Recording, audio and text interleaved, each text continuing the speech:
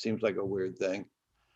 All right, we're at 5 o'clock. I am going to open it up. All right, now you can watch the participant box, and what'll happen is that they just flood in. It's like people for a Jackson Browne concert.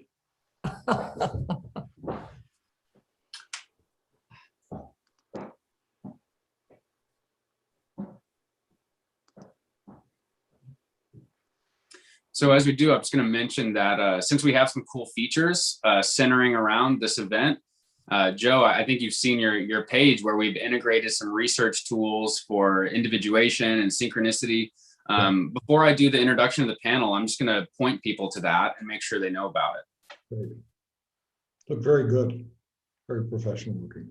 Once it settles down, That's AJ. and we have everybody in, I will open it up. But right now, they're still coming in. And keep in mind, everything that we are saying now is going out to everybody. Christoph, your friend from tomorrow night, Lawrence, is in the attendees. Hi, everybody. I love when people say hello when you get here. Just totally love it. Thank you.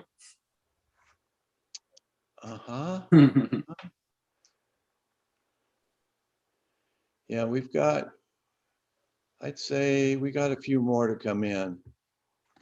Oh yeah, and you know, Joe and Christoph, you might is here from India. Oh, good. And Christoph, some students you might even know from what's now called Hushin will surely be here tonight. Just happened to be the week that we're doing individuation for the advanced storytelling class.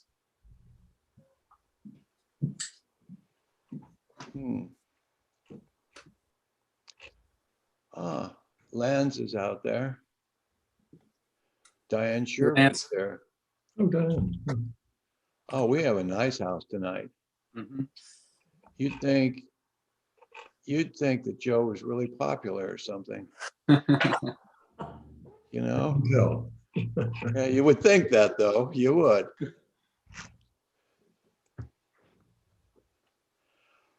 All right. I think we might want to launch. Do you think so? Yeah, let's do it. And just as a reminder, I am in a very quiet space, but I might not be able to toggle my mute button off and on as much. I'm gonna mute everyone. Let's see, how do I do that? Mute. Let's see here. I don't see how to do it. I know that as host I can do that. Yeah, we know, Kate. We'll let y'all backstage all day. We're All right. So let's just, I'll keep talking, then I'll turn it over to you, Will. So let's start here, get ourselves going.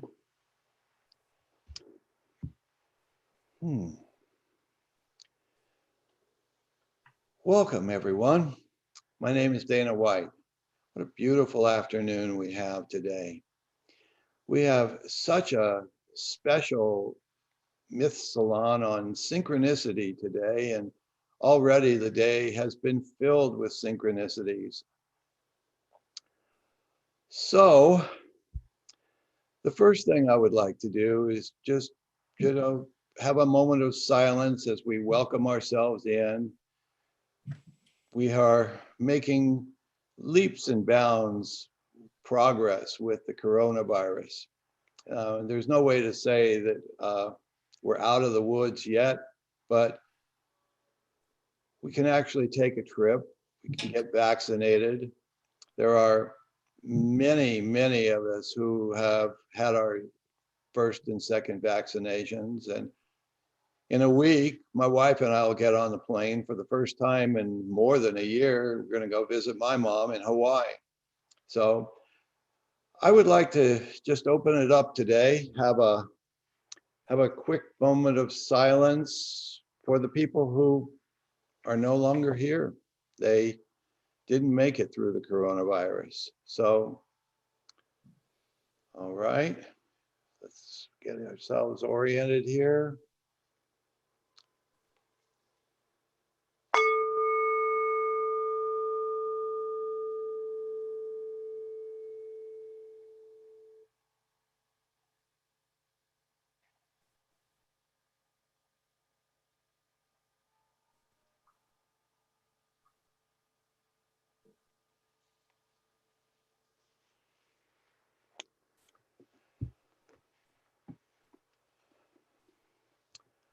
I'm particularly troubled these days about the amount of abuse that various ethnicities and nationalities have been experiencing. And it just completely surprises me that Asian Americans would in some way be singled out as a population group. I personally have always sort of romanticized the East. But I have a poem that I would like to bring in today by a San Francisco poet, I believe. Her name is Marilyn Chin. We are Americans now. We live in the tundra. Today in hazy San Francisco, I face seaward toward China, a giant begonia, pink, fragrant, bitten by verdigris and insects. I sing her a blues song. Even a Chinese girl gets the blues. Her reticence is black and blue. Let's sing about the extinct Bengal tigers, about the giant pandas. Ling Ling loves Jing Jing, yet we will not mate. We are not impotent, we are important. We blame the environment, we blame the zoo. What shall we plant for the future? Bamboo, sassafras, coconut palms? No. Legumes, wheat, maize, old swine to milk the new. We are Americans now. We live in the tundra of the logical, a sea of cities, a wood of cars. Farewell, my ancestors, hirsute Taoists, failed scholars, farewell. My Wetners who feared and loathed the Catholics who called out, now that the half men have occupied Canton, hide your daughters, lock your doors. So as we surround ourselves with otherness, let's all be others. Let's give space to those among us who feel the footsteps that we are walking, and let's try walking in somebody else's footsteps and create a path of compassion as we go forward. And let's see if we can find some companions on this trip. So, Will, why don't you take it from here and let's have ourselves a good time with Joe Cambray and with Christoph and Chris Vogler and the rest of the panelists and everybody attending. Wonderful. Welcome, everyone. Thanks, Dana. Looking forward to a really cool, really awesome event. And, hopefully there'll be some twists and turns as is the want when we're talking about synchronicity. But before I get started and before I introduce the panel, as I usually do, I want to share a few announcements and express some gratitude. First and foremost, I want to thank everyone for being here. It's because y'all keep coming that we keep going. And I want to thank the Pacifica Alumni Association for always supporting these Myth Salons and for supporting this particular duo of events, starting with the event with Jeff Kripal a couple weeks ago. I want to thank Michael Wiese Productions. Michael Wiese Productions is the leading publisher of books on film, and it's a real honor that they've decided to elevate these events to their audience. So thank you. And thank you to Chris Vogler for being here to reinforce our effort to bring more myth to more storytellers. And with that, I've got to give some thanks to AJ. I didn't tell him I was going to do this. Y'all might not know AJ, but AJ, can you turn on your camera for just a second? This is who makes this website look so good, and who's been making all these tremendous portals, and who's been managing the newsletters and all these things. So I just want to say thank you to AJ for all of your incredible work. And I'm going to show off some of your work now. And Dana, I think that the portal share, or that the screen share is going to work for me. Let's see here. Sharing. Can y'all see my screen? Okay, cool. So this is the transformational narrative portal family. And so these are, first of all, a transformational narrative.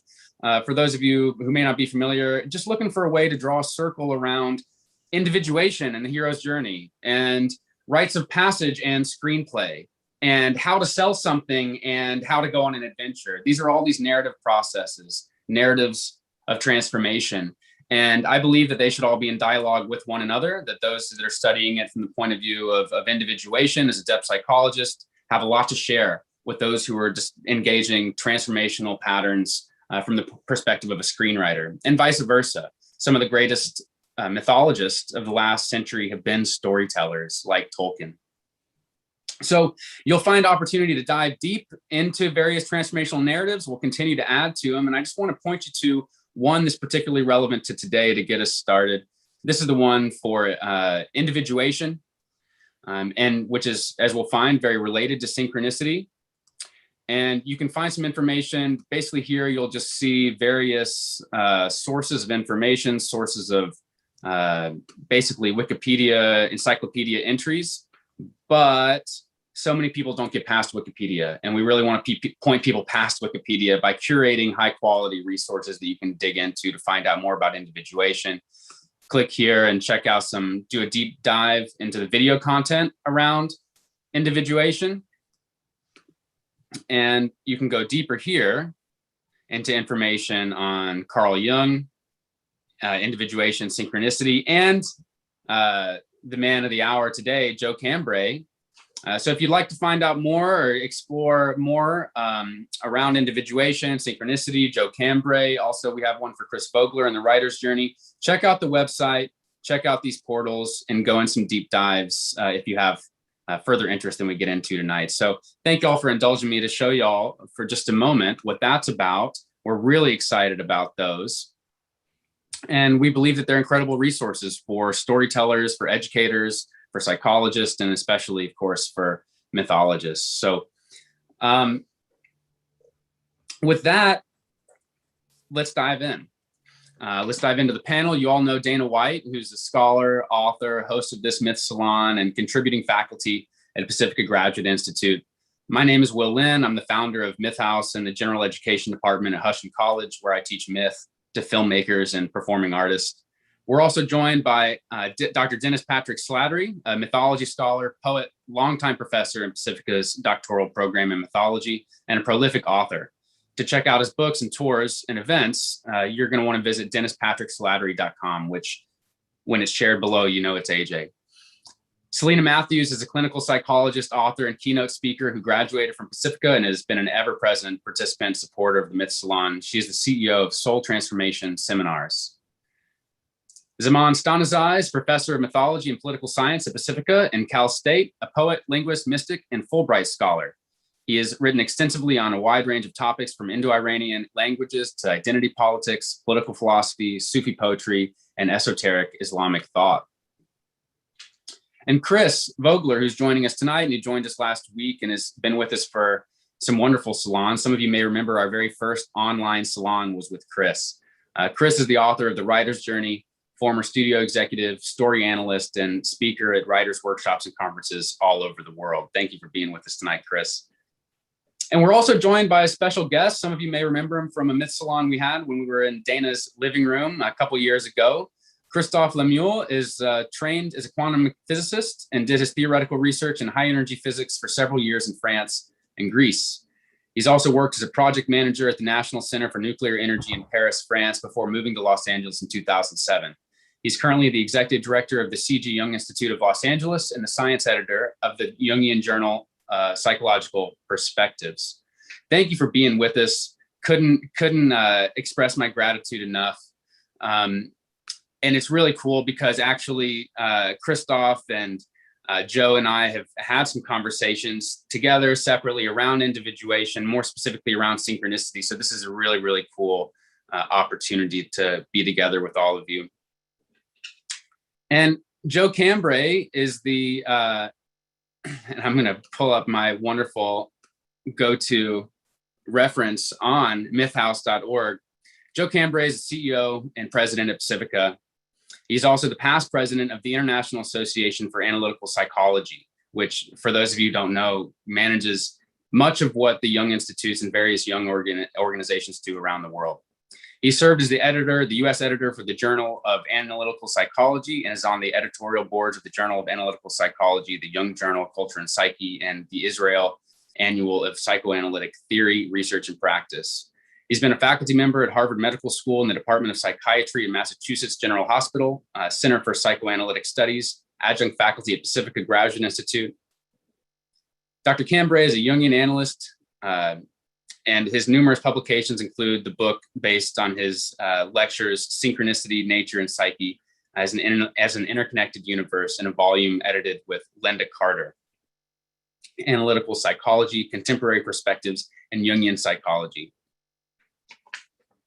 So thank you for joining us today, Joe. I couldn't be more grateful and honored by your presence. Your bio goes on and on and on and on. So thank you. Really looking forward to where we go with synchronicity and where we go with individuation. And I know it'll be a really valuable topic for our audience of storytellers, mythologists, and depth psychologists. Thanks, Joe. Thank you, Will. I really appreciate the opportunity to meet with all of you. It feels like a particularly charged moment in our culture and our history with this last year of the pandemic, and as that undergoes some changes. While it's not formally in this talk, we can spend some time, if people would like, to talk about the virus and the synchronistic phenomena around the novel coronavirus, because all viruses are basically psychoid in nature. That's where they fundamentally live. And so therefore, one expects these kinds of activations to occur at that level of the psyche. But before we go off on that, let me go ahead and start with sharing a PowerPoint that I have, and we'll go through some basic material. Can you all see that now? Yeah, okay, good. Great. Let me do it, start the slideshow from the beginning. So there we go. And what I'd like to cover briefly is the notion of synchronicity as an acausal connecting principle based on meaningful coincidences. This is the way Jung, of course, defined it. And that has to be seen in some way against the context of the kind of Enlightenment scientization of Western society. Other societies outside of Western Europe would have had other ways of describing these kind of phenomena. And now as we get into the 21st century, we actually need to reclaim some of that, because, well, synchronicity is an enormously valuable tool to helping us with, out of our cultural milieu, understand that. There are other understandings that are parallel to it that will enrich it. I'm going to touch on a few of those. But first, I want to start with the history. How did this concept develop? Where did it come from in Jung's thought? And what has been some of the development over the past 20 years or so? And particularly what for this group that's myth-focused and so oriented towards culture, I want to talk about cultural synchronicities, because that's something that doesn't get developed terribly much in the literature on this. I've written a tiny bit, the last chapter of my book has something, but I still think it's a topic that deserves a lot more research.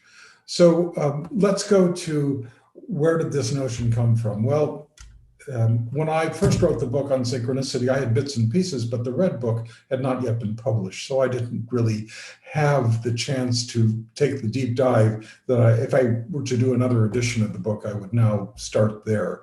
Because it's very clear that in October of 1913, Jung and Freud sever their personal relationship and remain only professionally connected. And it's very distressing for both men. Both men go through a lot of psychological upheaval. Within a month, Jung is on a train going from Zurich to Schaffhausen to visit his relatives, and he has a waking dream. He's awake. He ends up in a reverie in which he sees Europe beginning to fill up with blood.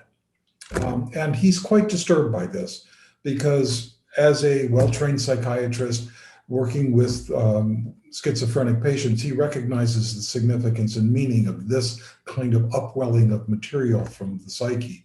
And yet he does something really unexpected. Rather than sealing it off, as most would do at that point, he decides this is a place where he needs exploration.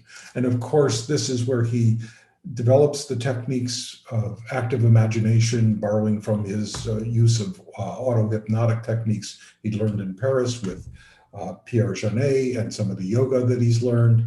And he begins to apply it to his own internal world, going into these affectively charged states, whether from dreams or from eruptions in his imagination. And really, he starts in late November, early December, and goes all the way until April, when they finally begin to settle down a bit. But this is the magma, the raw material of where his visionary experience of the Red Book comes from.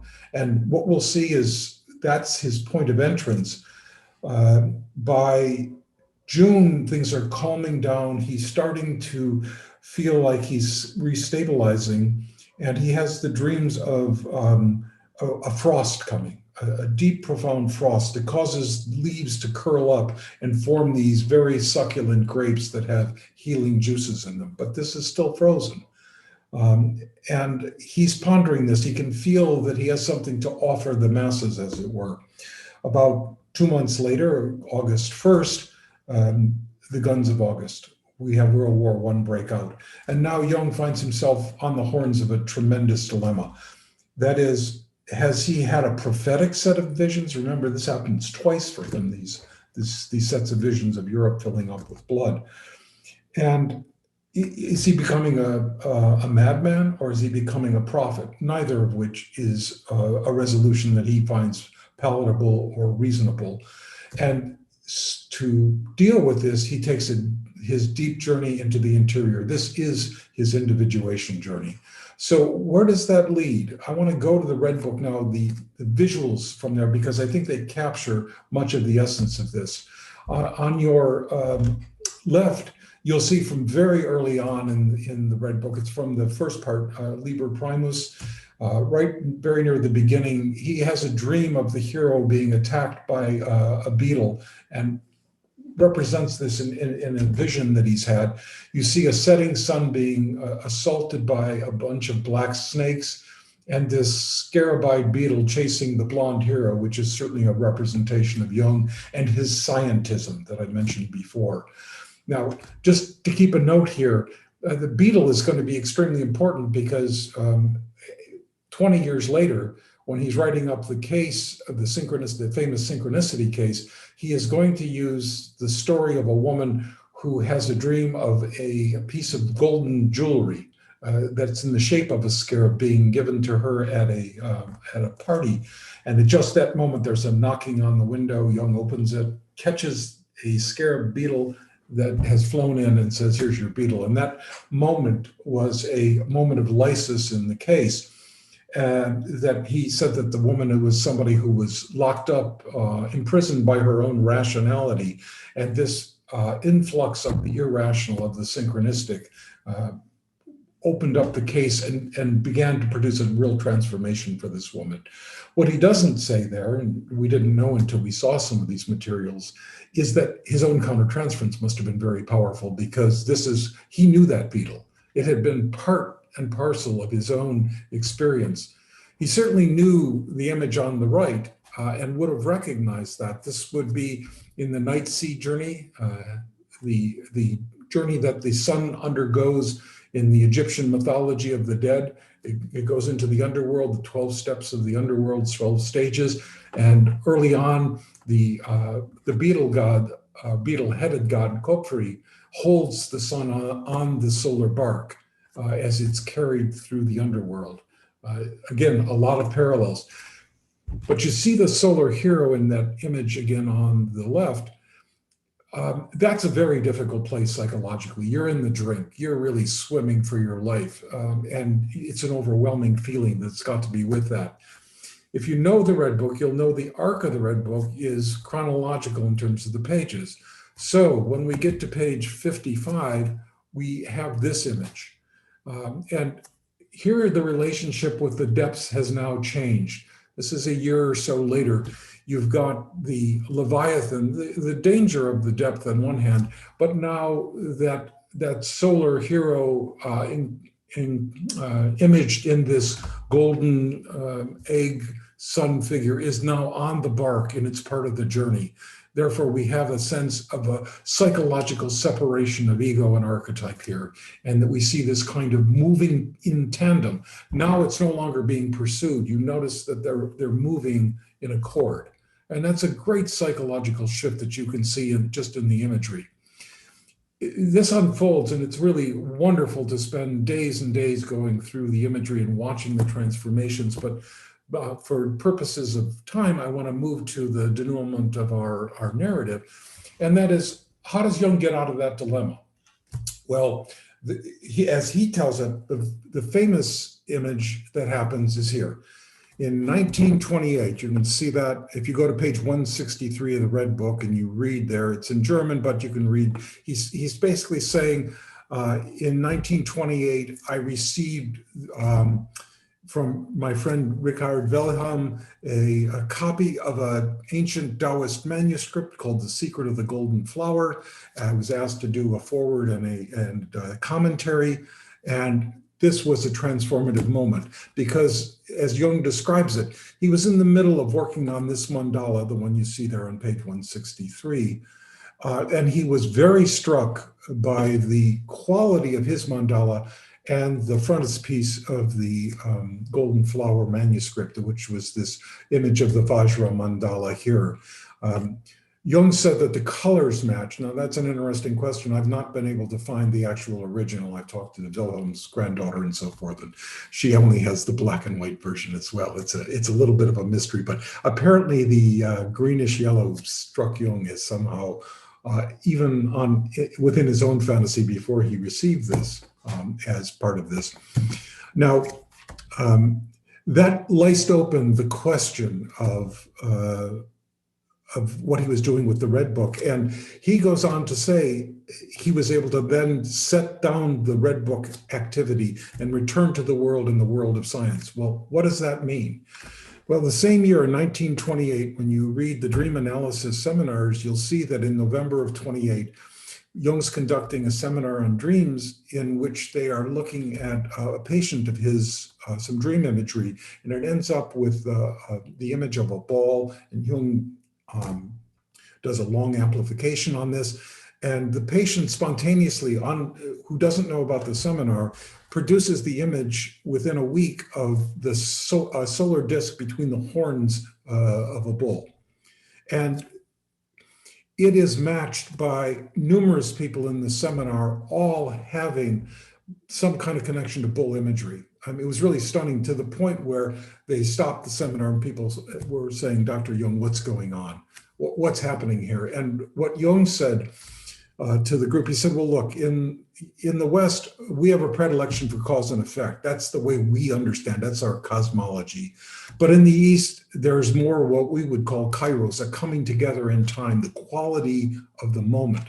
And that's what we're looking at here, that all of these things are coming together synchronously.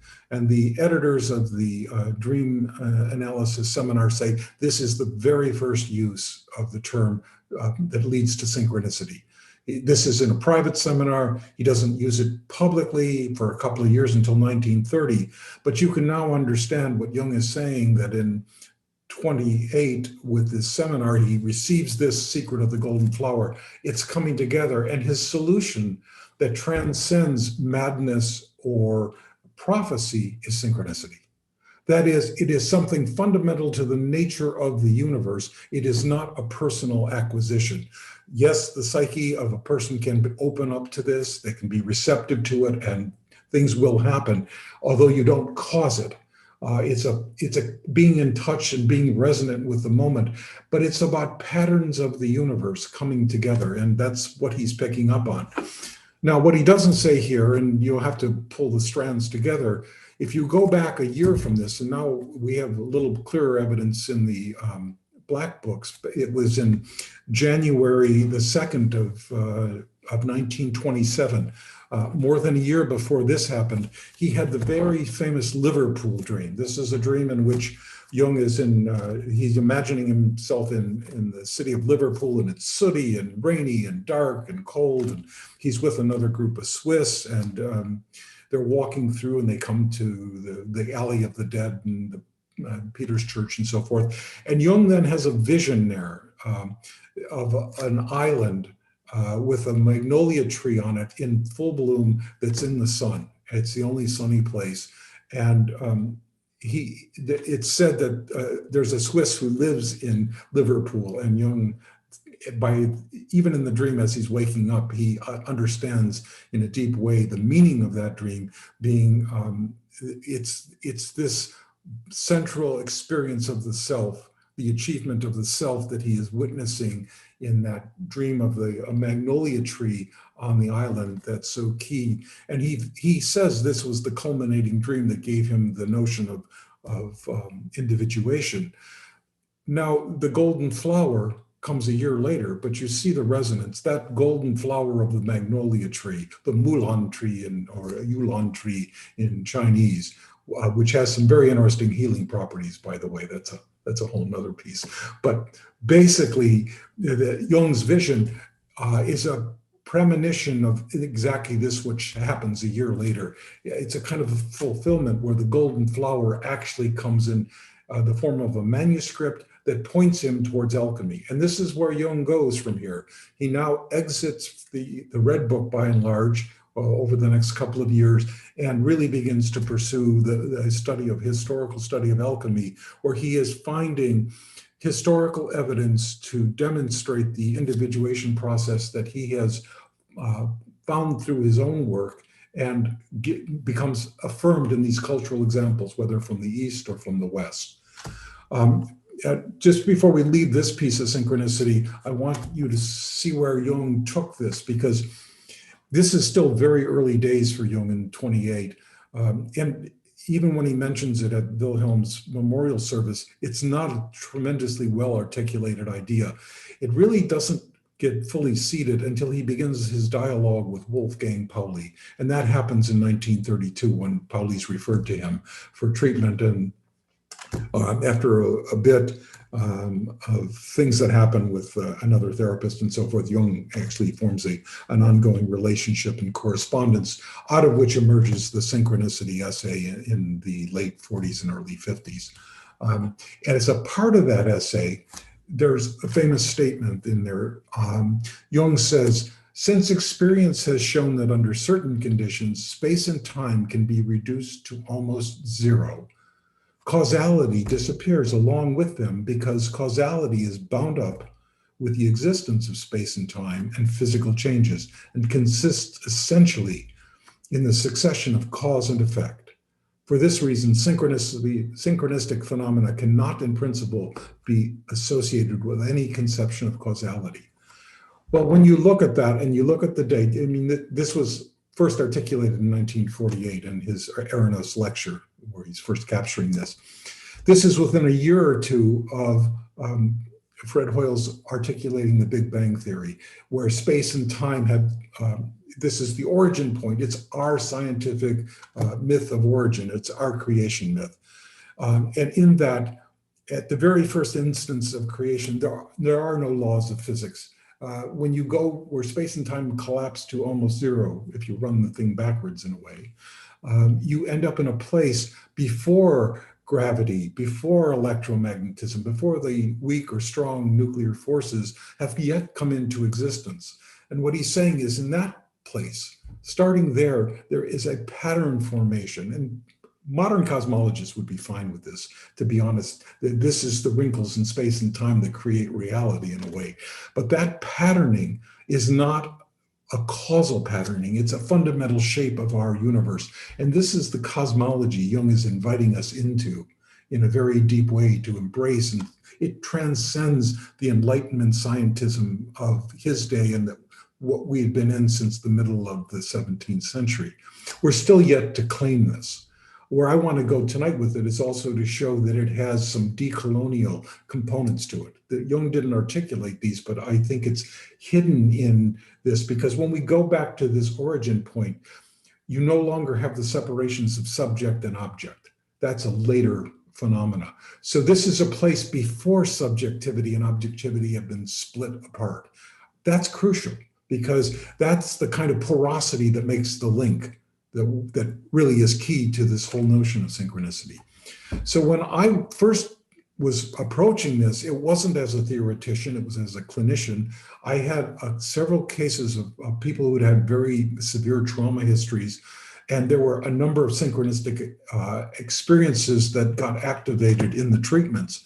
I've told the famous case for me, of the Black Forest. This was a patient I had who had a very severe trauma history, and as a part of an unusual aspect of the treatment, we agreed to one phone call when I was away out of the area. And in that call, she immediately was very anxious and said, where are you? Were you in Germany? And I said, no, I'm not in Germany. Well, why are you asking? And she said, well, I dreamed you were in the Black Forest and I couldn't find you, and I was terrified.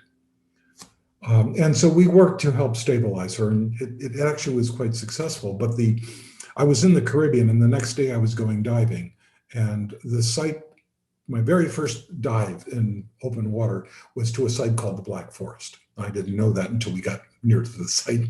The dive master said, oh, by the way, today's dive is called the Black Forest because it's black coral.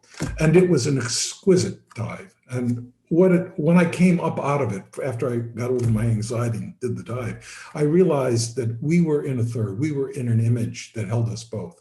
Very different vertices in that image. We were in the image of a black forest, and that forest for her was reminiscent of Grimm's fairy tales and witches and monsters that would eat you up. Mine was a transcendent experience to another world, and yet they were both black forests.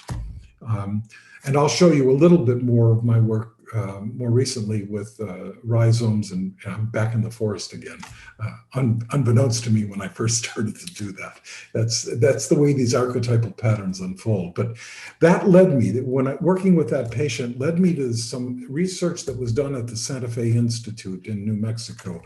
And what that was a group of Nobel laureates who got together and said, you know, each of us are really skilled in our own discipline, but the most interesting questions at this point in history are not what I know about physics or what you know about mathematics or you know about chemistry or you in economics, but what lies in between. It's the interactive field, and this is transdisciplinary. It starts with some interdisciplinary, but it's ultimately transdisciplinary at a very deep root. And Susan Rowland has been a champion of this here at Pacifica, and I have much respect for that perspective because it really links with where I'm going here. What they began to look at were how do you understand the complexity of systems in the world? And one of the things their research taught them very quickly was that many of the more complex phenomena come out of the interactions between things, whether those are molecules or people or galaxies. And when the interactions are under competitive conditions, you get what's called emergent forms that transcend. There was where the sum of what's going on is greater than the parts. So a very simple example, a glass of water.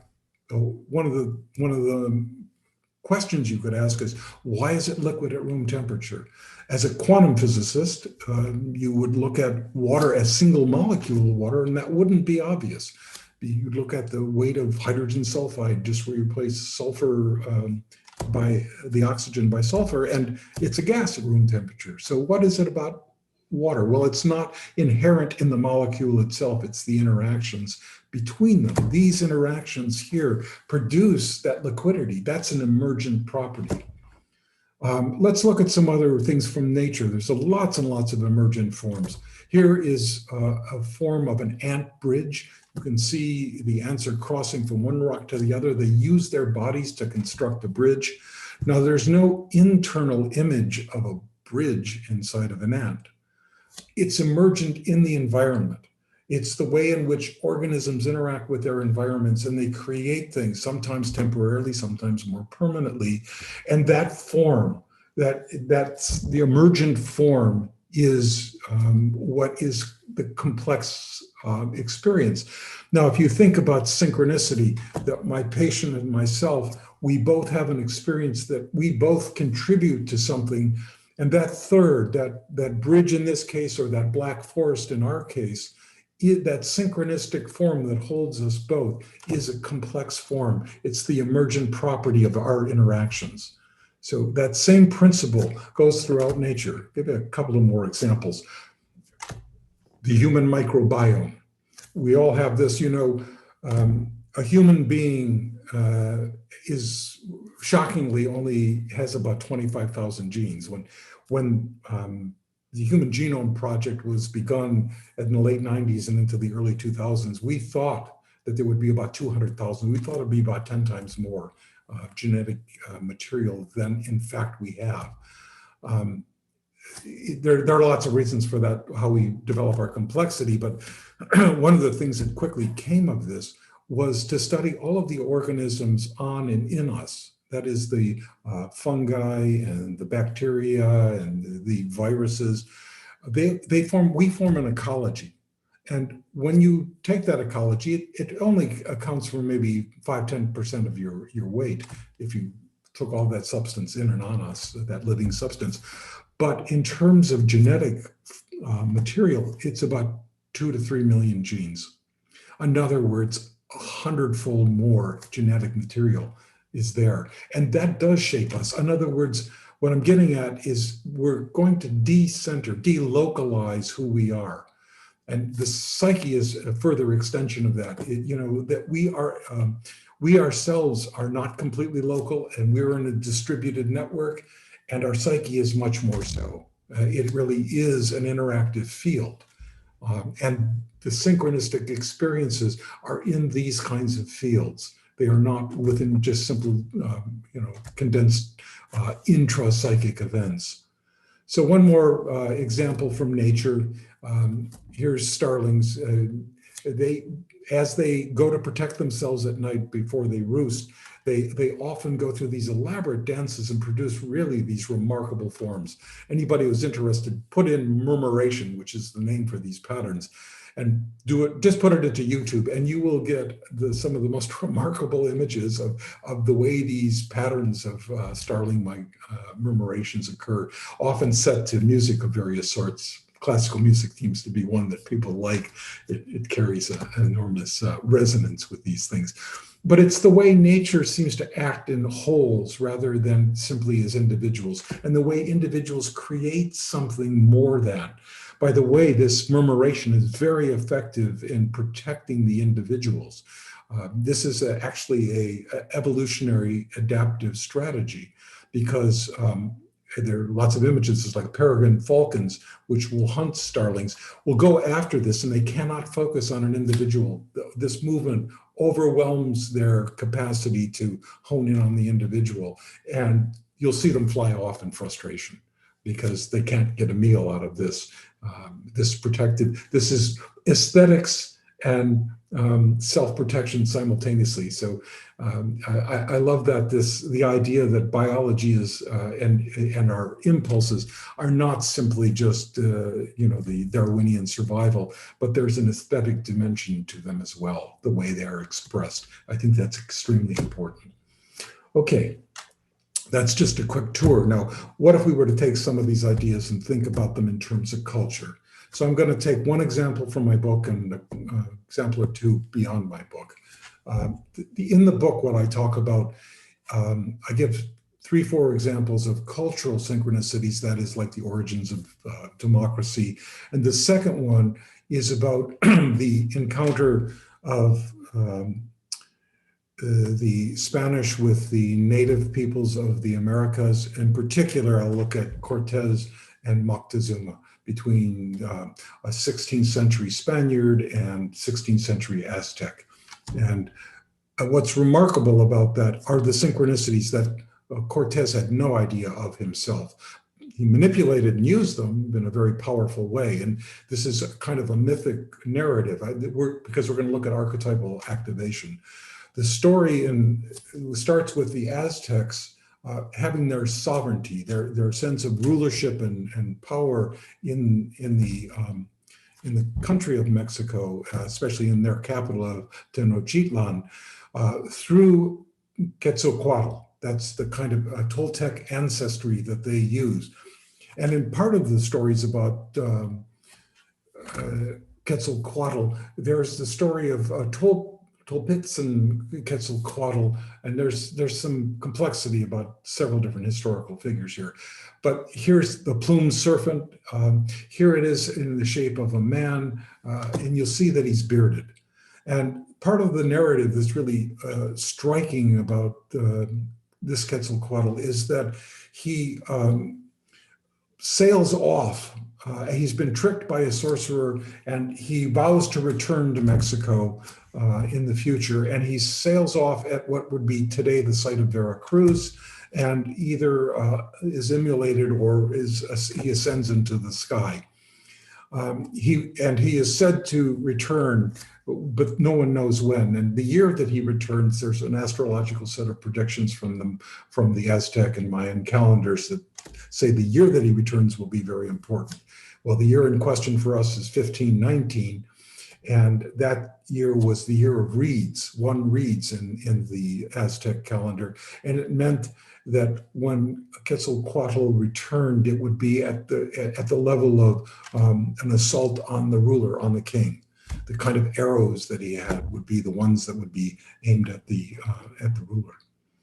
So here's some examples, just to give you a little bit of sort of a feeling for the imagery of Quetzalcoatl as a bearded figure. And this is unusual because in Mesoamerica, this kind of facial hair is not, in the indigenous people, was not this strong. But it was very marked in the figure of the Mayan figure of Kukulkan or Quetzalcoatl have this kind of bearded plumed serpent. And so when you see Cortez, you see how he fits the fantasy. And where does he land? He lands on Good Friday of 1519 at the site of Veracruz. He returns exactly where the myth says. Now, he doesn't know this at first. He finds this out through his various people who have served as interpreters and so forth to him. And there are then a series of 10 major coincidences in Aztec cosmology that get linked to what's happening. They're very closely linked. There's a book called Irony and Empire by David Carrasco, who details these at some length. I've got a reference to it in the book. But you can see how Cortez manifests this. And in the encounter, here we have the figure of La Malinche, or Dona Marina. This is a woman who was enslaved in the Mayan world, or in the Yucatan, where he picked her up first before he came to the mainland. And she's extremely intelligent, and she picks up enough Spanish to actually be able to interpret between the indigenous languages of various societies in Mexico and Spanish. And here she is helping Cortez, for which she's vilified. And she's also the mother of the country in some other ways.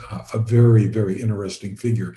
But the coincidence, the coincidences are used in a destructive way. And this is one of the warnings I would have about synchronicity. It doesn't come with a moral valence. We know that it is very powerful. It has a very intense quality to it, and it can be enormously helpful, but it can be destructive. It depends on how you use it. I wanted to just read to you a bit about some reports at the time with all of these coincidences, sort of just prior to this meeting that I've got on the screen here. The cumulative effect was to create consternation, confusion, and doubt in the Aztecs, all of these coincidences, but especially in Moctezuma's mind. According to reports gathered from native witnesses, the apparent return of Quetzalcoatl left Moctezuma, in quote, terror-struck. He was filled with great dread, swooning. His soul was sickened, his heart was anguished. It is reported that he remarked, "What will now befall us? In great torment is my heart, as if washed in chilly water." And the Carrasco goes on to note his chilly water heart has taken on the character of what Rudolf Otto would call a creature feeling of numinous dread, awe, and urgency. He is encountering his numen, the origins of his rulership, and it is an uncanny experience. It is synchronistic. It's that sense of the synchronicity there. So it opens things up. But here again, and perhaps it's inevitable in some way, that the conquest of Mexico would not go well when a synchronicity is misused. But we now can come back and begin to think about what are the meanings of these synchronicities and these encounters, and how else, if this had been a more empathic exchange, what that might have looked like. How these kinds of things could have been handled in a different way, and what richness might not have been lost. So be it. I mean, that's the kind of brief narrative. Let's take a second narrative that goes back a century or two before, and that's to the figure of Timur. He's in the line of Genghis Khan, who's the 13th, 14th century conqueror. And he's another, Timur is also known as Tamerlane or Timur the Lame, because he'd had a hip injury in his youth. But he was a remarkably complex figure in terms of the development of the Silk Road and the communication of multiple cultures, the kind of internet of the medieval world in a way. And he was both a terrible scourge, and millions of people died at his hands and his troops, and yet brought great culture simultaneously. And so you have this, again, this sense of a very, very complex figure that's there. Here's his tomb in Samarkand in Uzbekistan. And he was on his way to try to invade the Ming dynasty in China when he fell ill with a flu and died that winter. But on his own wishes, he put a curse on his own tomb. And what he said, there were two engravings in there. The first one says, "When I rise from the dead, the world shall tremble." And the second, inside the tomb, says, "Whoever disturbs my tomb will unleash an invader more terrible than I." And the synchronicity comes hundreds of years later, and these synchronicities play out. When you have cultural synchronicities, they don't just play out over the course of a year or two in someone's life. They play out over the centuries. And that tomb was disturbed in June of 1941. There were Russian archaeologists sent there by Stalin, who was interested in this whole story of Timur. He saw him as a kind of prelude to himself. And he had the body disinterred. He violated the tomb. 2 days later, Operation Barbarossa was launched by the Nazis. They invaded Russia. And it almost was a complete catastrophe. There were close to 20 million Russians died, oddly similar to the number of people that Timur had killed over the course of his life. But what happened is, and I don't know how apocryphal this is, except the events happened. Some people say that Stalin began to take the curse seriously as the 1941 and 42 unfolded. And finally, had the body reinterred with full Islamic rites into the tomb. A month later, Stalingrad fell. And that was, of course, the major turning point of the Second World War and the defeat of the Nazis. So it's been a fascinating story. There's enough documentation, historical documentation, that this set of coincidences happened. What exactly it means, is this genuine prophecy? How do we understand that? I think is interesting for us to discuss in terms, because obviously Stalin knew something about the curse and he was playing with it in a way, but I think it came alive. It activated, the psyche activated in a way that was totally unexpected. I'm going to just say a few words about this and we'll wrap up in just a couple of minutes. So I told you about the Black Forest and rhizomes, and this is a part of that general interest. I've been for years interested in biological intelligence. You might think about it from Jungian alchemical perspectives as the lumen naturae, the light in nature, in the dark, hidden in the dark of nature, that there's intelligence there, there's mind in there, and it isn't cranial, and it isn't the kind of neural systems that we generally privilege for ourselves. But what this is here, this was some engineers, this was a scientific piece of research. What you're looking at are these little pieces here are oat bran flakes. And they're put there at the rail stations in Tokyo. This is a map of the city of Tokyo. Here's Tokyo Bay out here, and the city's here. Here are all the rail stops. And some slime mold is introduced at the center of this, and just allowed to grow for 26 hours. Well, in its seeking out food, it creates a network. And here's the picture there's a schemata of the network. And here's what it took engineers about 15, 20 years to figure out what that rail network should look like. The point of the engineers were saying, if we learn how to ask nature the right questions, if we engage nature, it will give us a very good starting place. It has some intelligence to bring back to us. And now people have gone on to make these kind of observations about there's a kind of, and they link it to psychology and so forth. I won't read through all of this for time purposes, but you can see that there's a kind of computational intelligence that's implicitly in there. It's not they sit down with pencil and paper and work out equations, but the way in which they engage the world shows that kind of intelligence. And that functions in all kinds of ways to create these kinds of networks, the intelligence in nature, for example, trees that are interconnected to one another to form giant interconnected rhizomal networks. Peter Wohleben's Hidden Life of Books, which really comes off the research of Suzanne Simard up in British Columbia, shows the way these networks really function and create these structures. I think they're very important for us. Jung used rhizomes. He used the notion of the rhizome to explain the psyche. He said, the individual is like the flower that comes up, the perennial flower that comes up and blooms and for one season and then it's gone, but the rhizome persists underneath, and that's the collective psyche. And so I want to ask you what you might think this is. Usually we have two guesses, and they're close and they're linked. And you can see the rhizomal structure here, just the kind of like bamboo and everything else has this fundamental form. Well, 3 days after that, somebody published this comparison.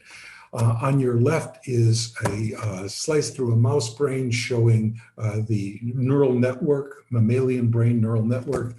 On your right is the cosmic web. That is the shape of the universe at its largest scale. What we have are clusters of galaxies held by dark matter and long filaments, and with the spaces in between of darkness caused by dark energy separating them. And so the rhizomal structure of the mind of the universe bear close parallel. And just this year, some NASA scientists took that slime mold research and they said, let's do an algorithm on that. So they developed an algorithm about the way the slime mold grows, and they applied it to this picture here, to the cosmic web, and found that it was a very useful starting place to begin to understand the dynamics of how that cosmic web formed. So you see, we're getting to a place where our centrality, the Anthropocene mess that we've made of our world, is coming back for another kind of deeper look. And I think this is where, and if I had time, but I don't think I should go on much longer, I think I'll wrap it up here. But the other part of the talk would be to go into the oracular traditions, the altered states of consciousness, and to look at figures. I'll just go get to the picture. The Pythia Delphi, and there's now new evidence of what was the altered states that she was entering into and their noetic quality. And I think this is, as depth psychologists, this is one of the pleas I would have, that we begin to really explore altered states of consciousness for their noetic potentials. They may not tell us everything, but they certainly can tell us a lot, and they'll tell us a lot about the nature of reality in the world. So With that, I think I will bring this portion to a close. And I'll wrap up there. Let me stop the share and return us back to the world of our panel and our conversation for the evening. So thank you all for your attention. Thank you. Dana, can you unmute my other guy? Let's see, which one? Go ahead and try to talk. Who has to unmute? I can. Yeah. Well, while Will is doing that, Joe, I just really want to thank you for a brilliant presentation. That was absolutely fabulous. I'm intrigued by the whole notion of the delocalizing and the break-up between the subject and object. It sounds to me like we're talking about the participation mystique. And I'm wondering whether synchronicity is a more inhabited state of being for people who are in a condition of participation mystique. We may think of it as exceptional, but perhaps when we are bound up in a state of consciousness where we have oneness, what we really have is a condition of synchronicity that is normalized.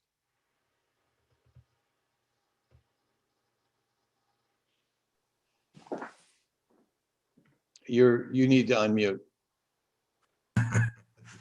Thank you. Yeah, one of the things that I've done some research on is the way Jung presents the synchronicity hypothesis. It's qualitative. That is, you're just sort of on or off. But he actually had some queries back and forth, C.A. Meyer being one of the people who said, you know, I think the mind-body relationship is synchronistic. And Jung said, well, you know, if you're right, and I think you might be, then I've got to rethink this, that there may be a level at which this is ordinary, this is part of our everyday world. And I think that there are a whole range of synchronicities. The intensity is probably linked with affect. So something like the scarab beetle or the black forest, they're pretty charged affectively in terms of our experience. But I think there are other things that, you know, having a reverie, you're thinking suddenly about a friend and the next thing you know, they call you on the phone. Huh, what do you know? Common experience we've all had. I think there are many, many of these. And I would actually say that you could think about a Richter scale of synchronicities, that there are some rare, very high intensity ones where there's a huge amount of affect going on in that kind of transformation. But there are other ones that are part of our everyday life. And we haven't had the psychological tools to recognize that and open this up. I'm particularly interested with, there's an anthropologist at Stanford, Tanya Luhrmann. Some of you may know her work. And her most recent book is, How God Becomes Real. That's the title of the book. And she's looking at the kind of psychological construction that has to go on. And just this year, she's published a couple of papers that are looking at two things that are fundamental. One is porosity and the other is absorption. Porosity of our models of the mind. And our model is really unporous, the ones we've had. Synchronicity, as you're pointing to, this is where I'm coming, Dana, around to your point, is that synchronicity takes that kind of rigid Cartesian separation of subject and object and says it's actually a much more porous situation. And deep states of meditation that produce something like a cosmic web seem to me to be good examples of just exactly that kind of phenomena, that there's much more porosity than our models will give us the ability to use. But if we can begin as depth psychologists to reclaim that and then allow ourselves, you know, like the Pythia is going to be something where you allow yourself in and get absorbed by that porosity, that there's something much more powerful about a window into the nature of reality that's possible there. And so I think we need to map this out in a way. Some of it's already begun. I mean, the stuff with the LSD research and so forth was some first tries at beginning to find these. But I think if you look at shamanic traditions around the globe, you'll find that these people were real psychonauts. They really did explore a very broad range of states of consciousness and saw what you could get out of each of the different states. Our psychology is not there yet. but it's something I think holds a future for us. Joe, that was just wonderful. Can I go ahead? Sure. Yeah, thank you. Joe, it just opened up so many corridors for me, and I'm sure for many others. One of the moments of synchronicity happened in the classroom, and I know I'm not alone, where on a break, having been reading the Odyssey together, a student will come up on the break and say, you know, this epic is exactly what I needed right now in my life, because every action that is taking place with Odysseus, I feel connected to. So that's one form. But the larger thing that I want to bring up and then ask a question of you, one of the things that I enjoyed for decades teaching was the long class days, essentially 7 hours. And about 3 years ago, 3 years before I went part-time, I really got interested in what kind of energy field is being constructed in the classroom around one or another of these literary epics. And so I started to time it over about 2 years, each quarter. And I didn't say anything to the students because I didn't want them to be informed and then be shaped by it. But I discovered that it was uniformly 1 hour and 15 minutes, about the time that, you know, we'd be ready to take a break. And what I noticed is that when the field, and having the field in place didn't mean that we all agreed with one another, but there was a sense of a consensus. The collective thinking deepened. The level of the conversation deepened. And I just found this absolutely marvelous, and it was fragile. It could easily be interrupted or disrupted. But when everyone had bought into the experience, the mimetic experience that the poet was offering us, yeah, deepening is the best word that I can use. So this isn't seamless because I'm thinking this through. I took a few notes, but here's what I want to ask you. Is synchronicity, no, let me reverse it. Is analogy forming a form of synchronicity? And it's not that I'm setting up something cause and effect. It bypasses that. So that, here's how I wrote it to myself as I listened to you. This complex relationship between what I'm reading, hearing, and what relationship is forming in the field of that reading. Is that synchronicity? In other words, is analogy a form that synchronicity takes, to your thinking? Yeah, let me try to approach it from a couple of different directions. Okay. What you're talking about is something I'll slide the metaphor over to the clinical experience, but I think it's very parallel. Because I found myself wondering why I had a thought about this kind of image with this patient at this moment. And it's often when something deepens, when there's a kind of affective engagement, there's an empathic link, and the image is coming into being. And it caused me to go back and look at what was Jung talking about with amplification? Why was that a meaningful technique? It's analogy formation. I mean, it's the same thing. Yes. You know, you're sitting there with a patient and you're working on something, and suddenly an image starts to form in the mind. and associations begin to build, and you begin to recognize a kind of cultural analogy or a mythic analogy that often came to mind. And so that question of what's that doing, I began to look back at how Jung used it. And it seemed to me he had the intuition that something, a third was forming in the interaction, which is a kind of complex interaction of all the parts creating something, a third that's greater than any one of the individuals. That's the emergent form. And to glimpse that form, you use analogies to capture like a die. In other words, I'll use a biological example. If I am a novice and I'm studying one-celled creatures, it's very hard to see anything. You don't get any sense of the definition or form of the different parts unless you put a dye on them. Some kind of stain that brings out, heightens features.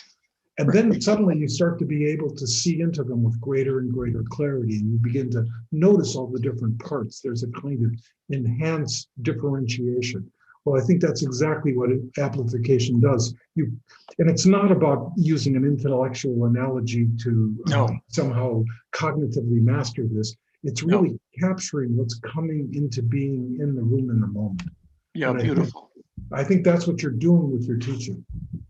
Yes, and and I'll just share this with all of you, but and you don't have to respond to this, but it feels right to express it. And in the volume 9.2, the Ion volume, and I memorized this because it made such an impact on me when I read it many years ago. And I can even tell you all the paragraph is 414. And Jung says this in a dependent adverbial clause, which I thought when I read it is the heartbeat of depth psychology. And here's what he says.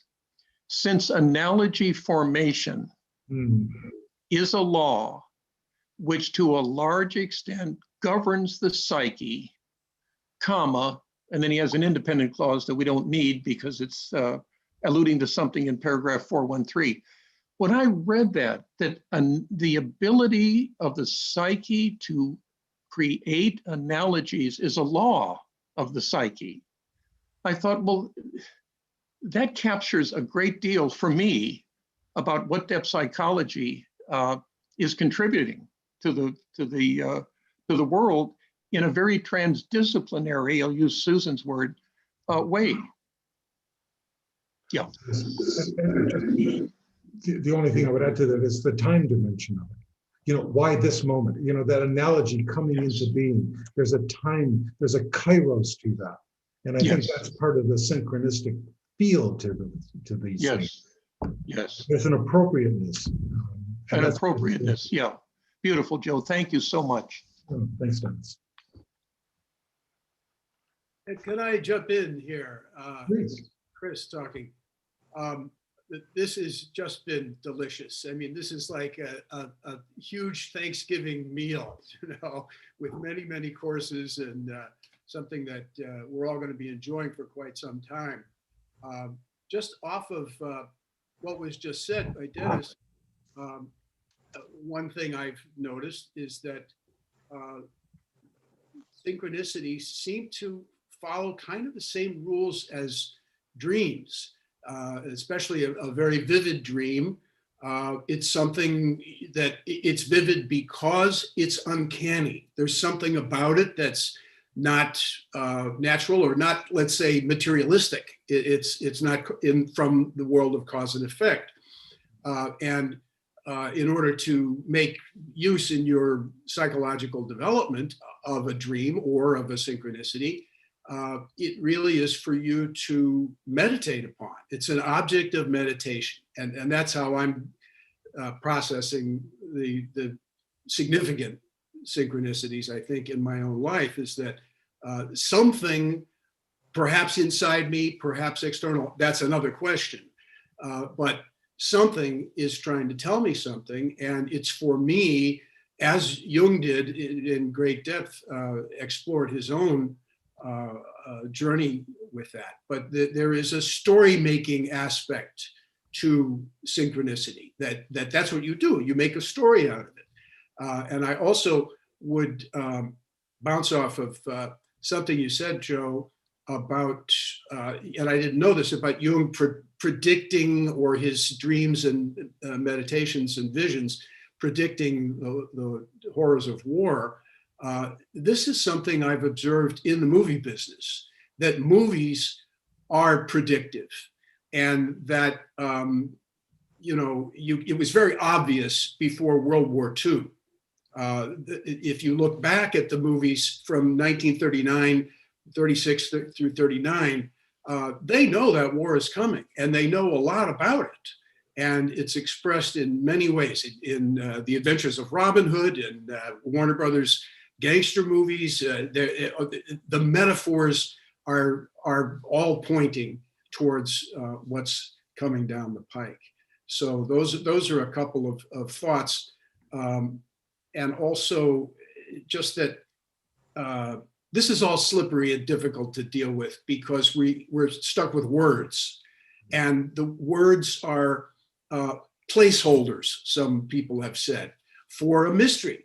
And I think that was where Joseph Campbell came in on things like this. It's a mystery beyond human comprehension, and we need the stories and the metaphors, and we need the stories we make out of the synchronicities in order to, stumble towards some kind of meaning. So where do you think these things come from? That's my pointed question out of this. Is it generated by the universe to guide us towards some greater level of understanding, or is this something we impose on it ourselves? Yeah, that's a question that people have struggled with, and I don't know that I have an answer. My own experience leans in the direction of the first. That is, that there does seem something. There's a telos, a deep telos in these things, that they add up. If you study dreams, not just individual dreams, but you get a dream series, you begin to see a lexicon evolving for a person. And as that person engages with it, that deepens and it brings more meaning. It isn't that they figure out a meaning, it's the meaning emerges out of the interactions with these things. So I think, these altered states that we're talking about that people can enter into, where time is not so linear, and therefore the predictive piece, it's predictive for a kind of linear ego consciousness. I think in other kinds of cultures, these kind of altered states are known to have these kind of values. And the whole question of how much of our construction of time is an illusion, it's a cultural construction in a subtle kind of way that we are so dependent on that it's extremely difficult to extricate ourselves from. Whereas these levels of experience may be simultaneously all present at the same time. And a lot of the new work on quantum mechanics that I know about decoherence theory and so forth, are saying that you don't just collapse the wave function. This was the old Copenhagen model. It's a particle or a wave while you're running through a slit, and then it becomes one or the other. One slit, two slits, and you get these kind of things. But more and more, there's been work and research to suggest that even if you have it start to manifest in one direction, the other states remain virtually there. And there's something about that virtual set of possibilities that we've not explored before, and they contain this level of information and access. So I think that's where, if this is fundamentally part of the structure of the universe, and when I saw this cosmic web, it's just very hard for me to resist the temptation to say, this is so archetypal, this rhizomatic form, that it's something we need to be better in touch with. Not that we figure it out, but it's the way the universe itself manifests. And are we part of that manifestation? Are we fighting it? So. Yeah, I think here of Terence McKenna, who sort of tongue-in-cheek created a whole complex order of levels of where this stuff is coming from, that he called the Cosmic Coincidence Control Center, and said there were higher and lower versions of that, and we had some bureau that was in charge over the earth of laying out these things. And I think he wasn't entirely serious about this, but it does point to our need to understand. We want to put names to things. We want to, impose our materialistic schemes on things, and that may be ultimately beside the point. Really, it doesn't matter if you get something out of it, just as with dreams and watching movies. Then you're ahead of the game. There's a psychological experience. The other thing I would say that is in tandem with that, this whole question, synchronicity really does erode the notion of objectivity, in the sense that there's an outside objective truth, and that's of higher value and prominence over subjective experiences. As you begin, synchronicity links the two of those together and flattens that field, the whole question of authority begins to show, because that objective authority that is right and correct no longer holds that centrality. I think it's a real challenge to really deconstruct and decolonialize the way our models of the psyche have been. And you're really touching on that in a very nice way, I think.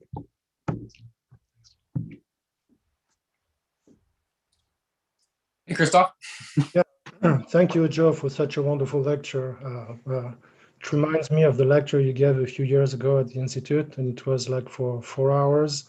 And I know that probably you have material for 10 hours or more, and I would still be very impressed by what you're saying. Yeah, Jung was saying that really insects are really closer to the formal principles of nature. And so for us, it's something that is very difficult to understand. But yeah, you showed these images of the ants. I remember that you showed some other images of wasps getting through the, yeah. And it was really very impressive to see that. I was always wondering what is in the, I don't know if you can say that, what is in the mind of these insects when they do that? And I don't know if we're going to have the answer, the response to this question at some point, but it's always striking me. I don't think that we will understand anything about synchronicity if we before we understand how these insects think, and so we're probably very far away from this. Well, you know, as a quantum physicist, for me, there's always things that question me. For example, when we talk about complexity, I know that it brings something which is the fact that the whole is more than the parts. But at the same time, I always feel that in complexity, space is still space and time is still time. And so it's still a kind of emergence. It's a kind of causality which is at work. There's always a code there. There's kind of algorithm. It's a phase transition. There's all kind of things happening. And so it's not quite the way I understand Jung's way of looking at synchronicity. I know that we can extend that notion, but the way Jung was pointing at synchronicity was the fact that time and space didn't exist at all, in a way. There was something, there was a nothing, if I can say that. And suddenly there was something happening.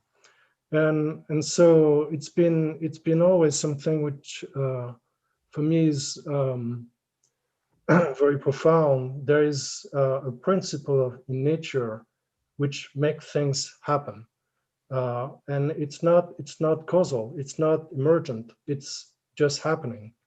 Something is happening from nothing, and I don't know if it happens outside. Most likely it might happen in living creatures like us. Maybe it happens with ants, maybe it happens with other insects. I don't know what creates reality. I think there's a kind of Copernican shift that might that we might want to consider, which is the fact that reality out there doesn't exist. We as human beings make that happen. And it's a kind of different narrative, which is for me very fascinating to see that life is not emergent, it's there. And I don't know how it came there, but suddenly, because we interact with each other, reality happens. And so I was just wondering if you had anything to say in that line, and or maybe I'm just completely delusional. And I've been waiting to hear each other's responses to this particular question of emergence for like 5 years. So No, it's a very good point he's making, and I want to be very clear here. Emergence is not the end of the story. It's a way to get deeper into the story, but it's not the end. I wouldn't want to stop there. From the very beginning, I've said, look, this will get us a chunk of the way further in the story. We can begin to see other things. It gives us a set of tools to see a bit more, but it's not the end of the narrative of whatever synchronicity is. Because again, as you point out, Jung's cosmology is that pre-Big Bang kind of state. He's going back into something that we cannot grasp through things that are already manifest and separated out. There's something more in that unus mundus kind of quality there that's operative. So I think there are some mysteries there that you describe a lot of synchronistic phenomena with complexity theory. I think it's useful there to talk about phenomena, but that's not the same as the experience in itself at its core, where it fundamentally comes from. The thing about insects, you're absolutely correct. I mean, when I first got on this, one of the things I realized, you read Freud on telepathy, and that's one of the first things he talks about. Because Freud was absolutely captured by telepathy. He was a very firm believer in telepathy. He thought his daughter Anna was particularly gifted. She probably was. And he tries to do a causal reductive move. He says, well, in evolutionary history, these are earlier forms of communication, and they're not as effective as language. So, psychoanalysis tends to lean towards the linguistic expression. But he was saying that there was something about the kind, especially in the social insects, the way in which the interactions create a distributed, non-local kind of network that has its own intelligence. And I think that's certainly something that I'm seeing more and more in terms of complexity of intelligence. Nature has two solutions. One is to put a bunch of neurons inside of a closed box, like a cranium, and another one is to have a bunch of interactions going on between linked individuals, and that creates another kind of intelligence. And the example you were talking about the beetle larvae who go on that mythic journey. They're picked up by the bee, and then they're carried back to the hive where they eat the pollen, and that's part of their transformation. It's these mythic narratives that are fundamentally there in nature. We put language on them, but in fact, there's a lived quality that's fundamental to the way nature just is. It isn't even about trying to express itself. And the complexity stuff comes out of a lot of research about the failure of a Darwinian explanation to talk about the origins of life. Complexity tries to get at that question. I don't think it's really going to get there, but I think it is heading in that. It's part of its arc. So, and insects, one last thought about that comes to mind. In the last year or so, there have been all of these scientific hypotheses that insects have feelings. Primitive feelings. They're more and more capacity to register. There's something affectively going on. So not only are you afraid of a spider, but it can be afraid of you. That there's a whole other level of animation to the world. And I think that's part of our models, are the mechanization of the world and the reclaiming of what life is, that it's not a very sophisticated mechanism. But there's something fundamentally wrong with that. I think that's what you're getting at. Yeah. Well, I heard a story just maybe 2 weeks ago about bees. Someone was talking about bees, and he was actually talking from his office, and he was saying that at some point at his university, he decided to put a hive next to his office, and he was a little bit scared of that. Mm-hmm. Because, it's not, well, you don't want to have too many bees around you. And so one day, what happened is there was a bee in his office, and it was a bee that was walking. It was not flying. And so he knew that it was a sign that the bee was a little bit tired. That happens. And so he knew, he was in contact with a beekeeper. So he knew that if you give some honey from the hive to the bee, then it can really get some energy. And and so this is what he did. He gave, I don't know where he got the honey, but he gave some honey to the bee. The bee just ate the honey, or I don't know, drank the honey, and then it started to fly away.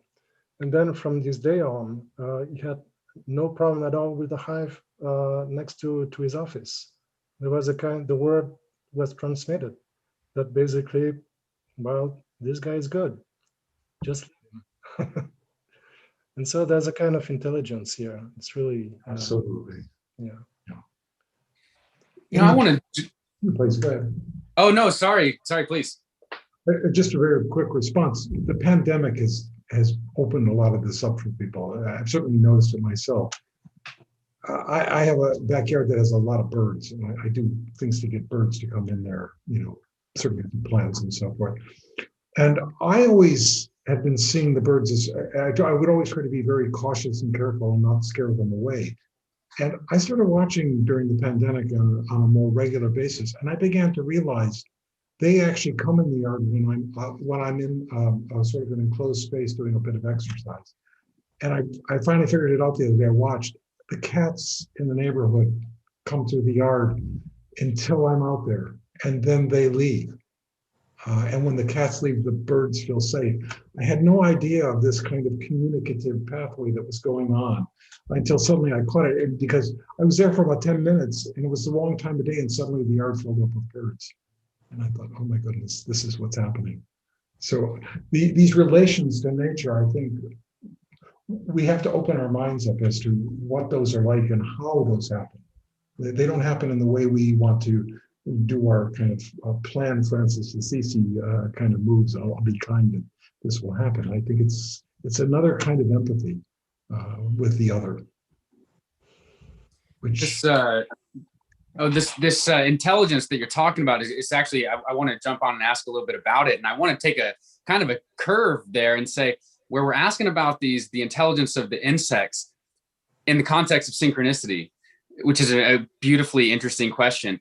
What if we put that right next to the intelligence of characters that are playing out a story?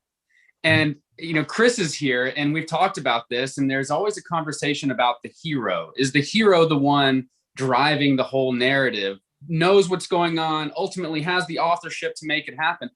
But a lot of times, you know, I think that to come into this conversation of the division between subject and object, individual and whole, if the hero represents this striving individual, so often that striving is not at all what results in the success of the story. Sometimes it's used, sometimes it's manipulated, but often the story, the climax of the story, and I think especially great stories right now, are stories that are making that ant bridge, where what's happening is some kind of solution that is emergent, that cannot come from an individualist psyche, that cannot come from a single person trying to solve the problem. And I just think it's really cool to see that example. That ant bridge may be a perfect metaphor, not just for how we might try to live, but also for the type of stories we might be trying to create. You know, like, what if we start actually working backwards from the creation of stories that encourage us not to put our emphasis on the individual,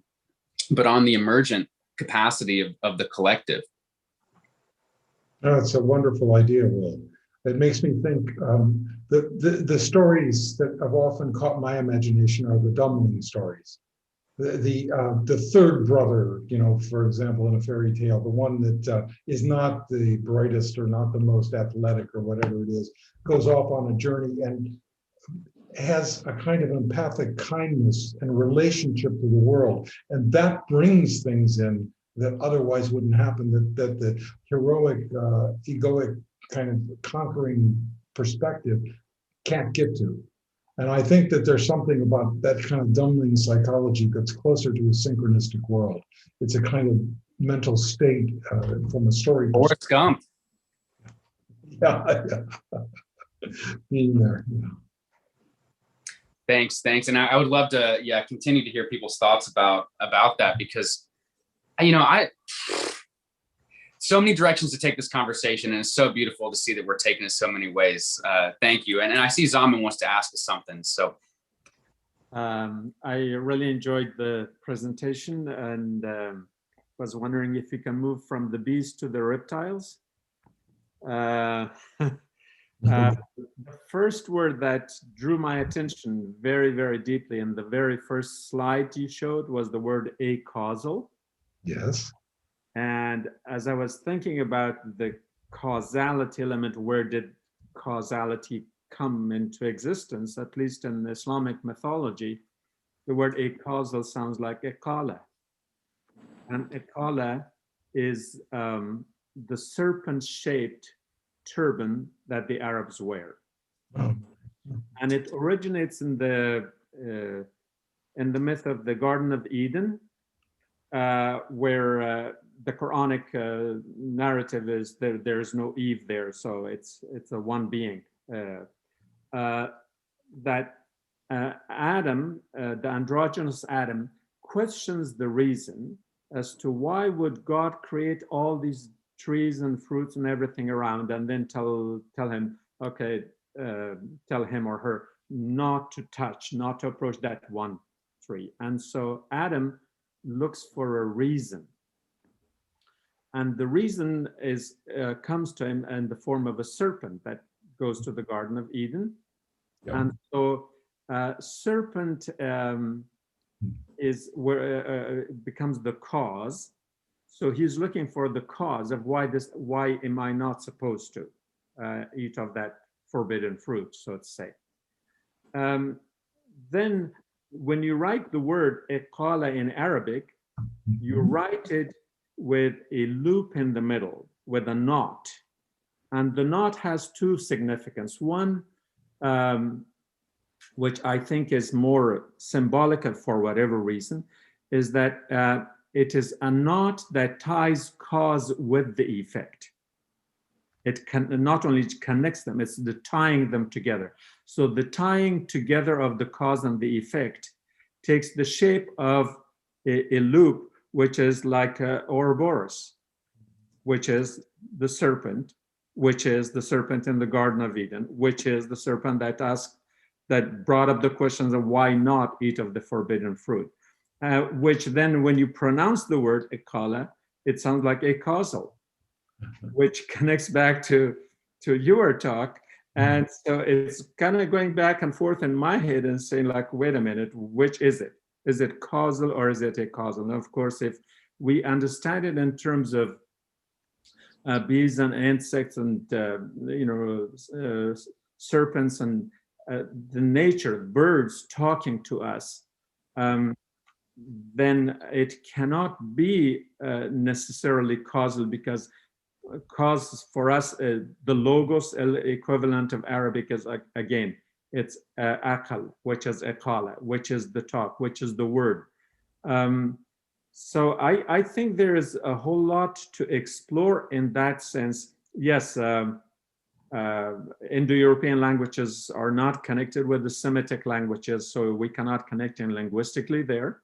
Mm-hmm. But what is synchronicity? That in the very beginning, the two words that is establishing or at least questioning the causality in the two languages sound exactly the same. And that's what I was thinking. And there it goes right in the very first slide of your presentation.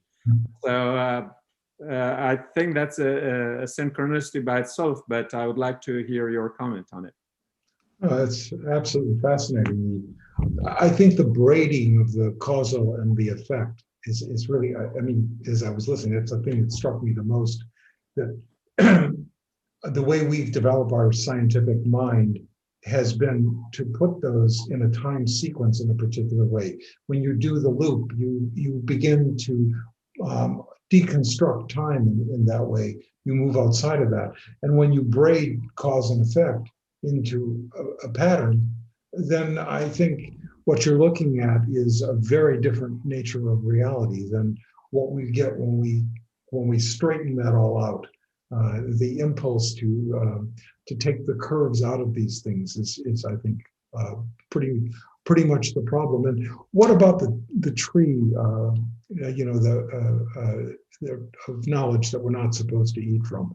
Is that something about seeing through language in the way that you're talking about it? To really truly know that these are constructions that we use to navigate reality, but then we've in a way lost our way and forgotten that it's linguistic play to create the alternative narrative out there of what we're seeing, rather than the direct experience of what it is that we truly can taste. And you, in a way, you can also look at it in the cultural context too. That turban the Arabs wear, which is like a serpent around their head, which is the reason on the outside, and then there is a reason, the brain on the inside, and they put the two together. And I don't know how much of that is, again, a coincidence. Culturally, they could have adopted any kind of turban, clothes, whatever to wear. But the shape of the turban they wear is exactly the shape of the Ouroboros, or the serpent, which brought us down here, the cause of our sort of fall in the first place. Again, more opportunities for further exploration, I guess. Yes, thank you. I mean, in that sense, in the symbolic traditions, oftentimes hair is seen as what comes out of the head, and it's linked to the imagination. And so therefore, not cutting one's hair is to let the imagination really unfold and really get its full expression. And that's something, the question is, what's then our relationship to the imagination as a real organ of experience and knowledge? So, thank you. Thank you. Joe, thank you so very much. What an exquisite presentation. I'm going to come at this from a more clinical perspective.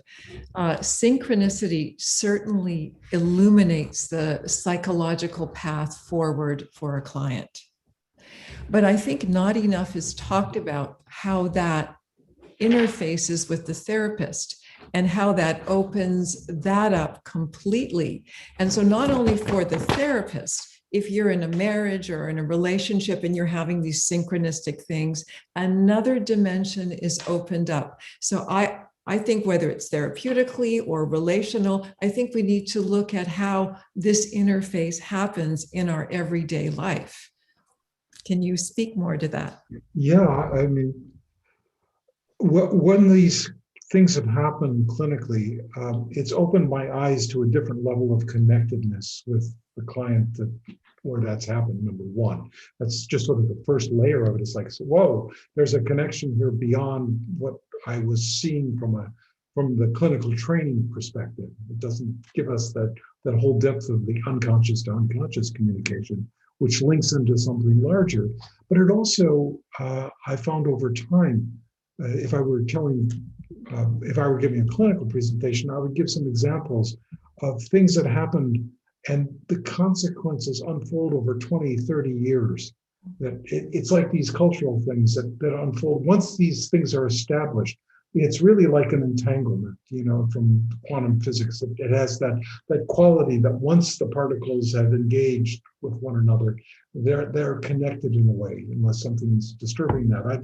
I've had a person I had seen 25 years previous came to mind when I was asked to give a paper on a clinical presentation, and I hadn't asked permission, so I couldn't use it. And 3 weeks later, that person called me for a consultation, and it ended up going directly to what I wanted to talk about. I didn't try to direct it there.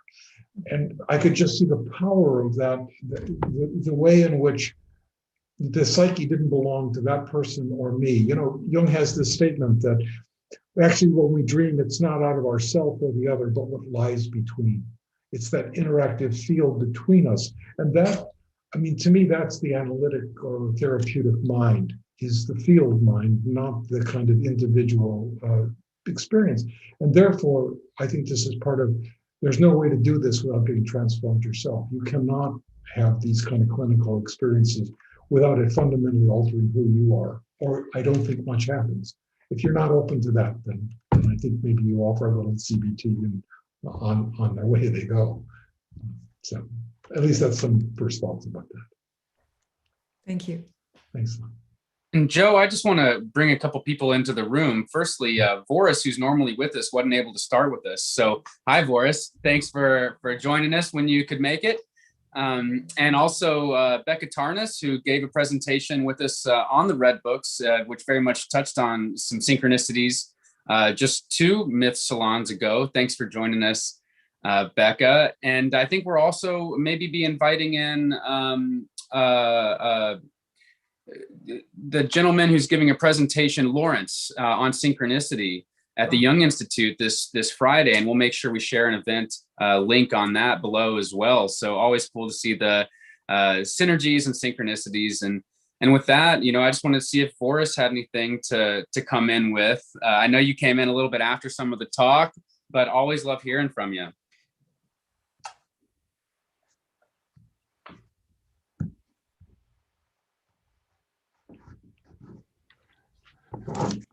Thank you for the invite. I was going to remain quiet, but what I heard, I do have a question. In terms of this relationality, as it relates to not only the psyche, but as it relates to quantum physics. I really like what you have to say about the cats and they're leaving and this, and you're being unaware of that. And in the academy, you have folks like Deleuze and Guattari and some others who are arguing for the radical relationality of the universe. And that indeed it is in those in-between internecine spaces that life's, the meaning can be experienced. Is that kind of what you're getting at? Or are you arguing something differently? I think that's a pretty important point of it, because again, it's the mutual constructions of these things. You know, from a clinical perspective, it's the quality of this is just so much, it's just radically different when it's an engagement with somebody else, and the feeling of kinship and of knowing one another. I mean, it isn't knowing all the details about somebody, but it's a sense of there's a kind of transparency and a being with that's I find extremely powerful. And you know, just to trigger one thing, when I had that experience with the woman with the black forest, we never discussed it. I never even mentioned it, but you know, within 3 months, she started dreaming of being underwater and kind of being in a bit of panic and dreaming I would show up with with tanks of oxygen and do buddy breathing. You know, if you're a diver, you share that. So her psyche got it at a deep level. I was just so taken by the wisdom in that client who was struggling with all kinds of very painful, difficult traumas. And yet something in her had the intelligence to really grasp at a very deep level and really hold me in a way, you know, it's like, we're both in this. We're both in the drink. I may be providing certain resources, but I'm also undergoing something here myself. And so it's that relationality for me that where the transformational value of the synchronicities happened. So, you know, I just want to point out, we are going to have so many more questions than we can possibly get through on synchronicity. It's one of those flowers. It's like the golden lotus of the Nile that just keeps opening a new flower every day. And so would love to just make sure everybody knows that on the event page for this, there's going to be a place where any ongoing conversation can continue to happen. So just want to make sure everybody knows about that. And with that, I just want to invite Becca in. Thanks for joining us. Thanks for bringing me in here. I wasn't expecting to join the panel.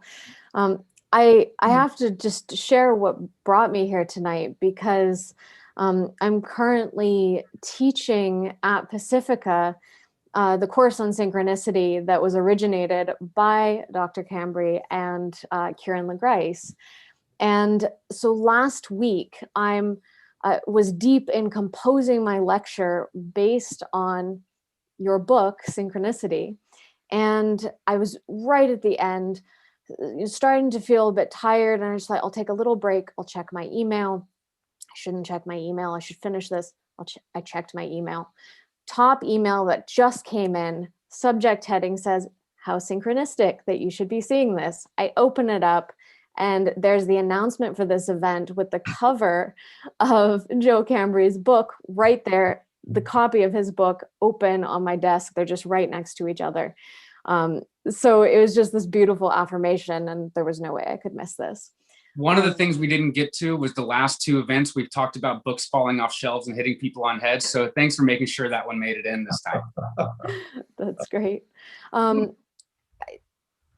don't want to take up too much time at the ending here. So maybe this is just a drop to put in that can ripple into later conversations. But in exploring synchronicity as an acausal connecting principle, one thing that keeps coming to mind from my philosophical background is leaping back to more than 2,000 years to Aristotle, who spoke about multiple forms of causality, not just material and efficient, which is what we see represented in classical physics, but formal causality, as we see represented in Rupert Sheldrake's morphic fields, or final causality, which implies a teleology. And I would be curious if anyone has any thoughts on these two other forms of causality, if it makes sense for us to reintroduce them into the discussion of synchronicity, and then is it really acausal, or is it a different form of causality? I know it's a huge topic. Yeah. Well, you're right to deconstruct our more restricted visions of causality. I think that and that model of causality that we have is again an energetic, mechanistic model. That's really what's behind it. And these other aspects, the formal and the final, really have something to do with sentience and life itself as a part of what's giving shape and form to all of this. And I think that's part of the mystery that's not going to get solved by the kind of science that we've had up to date.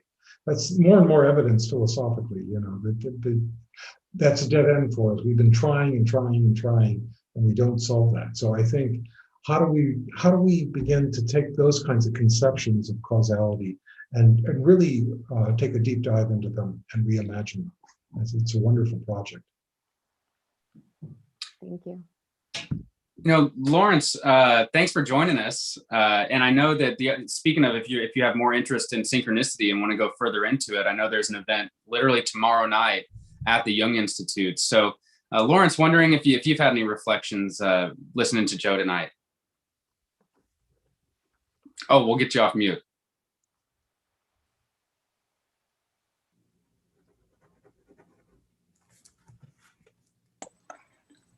Okay, well, thank you, Joe, and greetings from Australia, where we've had virtually no coronavirus. Yes, I know, yeah. Totally free where I am in Queensland, and we've had 7 deaths in the huge state.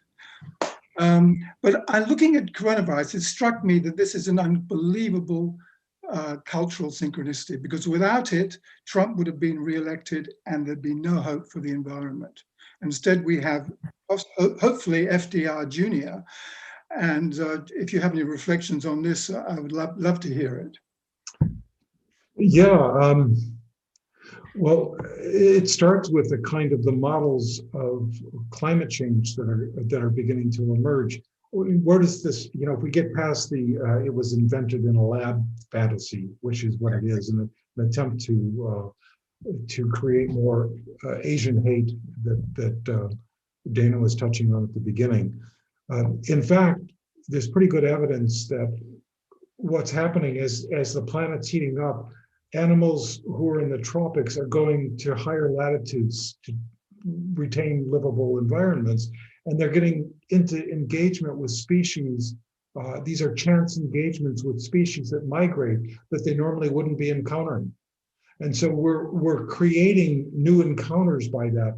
And this is where you get opportunistic viruses that hop cross species. And it's very clear to me when you look at that research that if we don't pay attention to coronavirus, we're going to have a lot more of this. This is not this was once in a century in the past. This is going to be more frequent. This is going to be our future. So this is a part of it. And we need to really grapple with that. I mean, in a way, there's all kinds of strange silver linings with this. As you pointed out, the political aspects, there's been a new kind of ecological awareness that the pollution has dropped with the air travel going down. And part of it is what do we do with it? You know, it's a psychoid phenomenon, as I mentioned at the beginning. Viruses are these very strange organisms that are right at the edge between living and not living. You can crystallize them. And they've done this with the coronavirus. You can crystallize it, put it into a jar and put it on a shelf, and just leave it there for 10 years and then bring it back, bring it into solution, and then boom, you got it, it's live and active. And that kind of at the edge of this, where something could be psychic, animated, or not, says that we've got a psychoid phenomenon. That's what we're unleashing in this. And that tells me, well, that's what Jung said was it's a psychoid archetype that's activated when you have a synchronicity. So I read the corona situation as a global synchronicity that's going on. And how do we then stand in relationship to that? What meaning are we going to make out of that? So are we just going to return status quo ante? I certainly hope not. I mean, certainly it's driven us into, just think about what's happening here.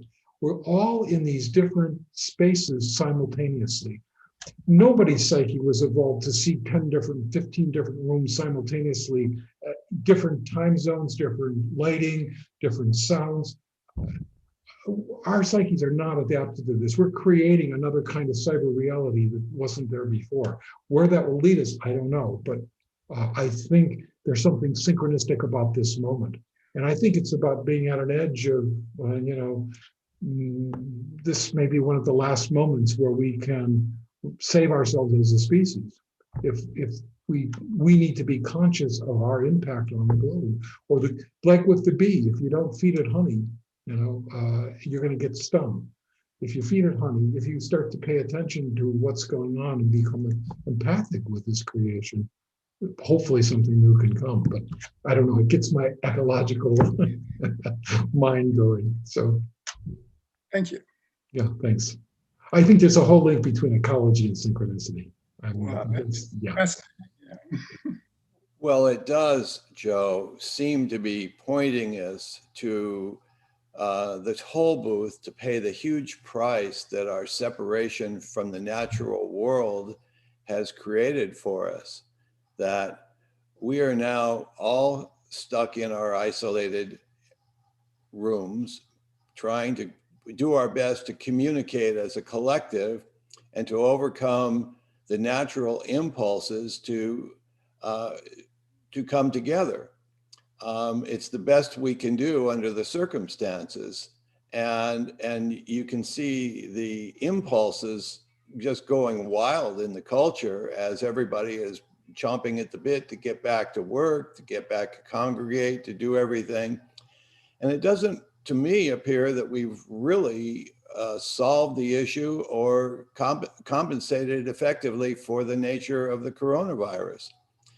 So I'm struck by, we're paying the price of having separated ourselves from the entirety of oneness by launching into, as I think it was Susan Bordeaux,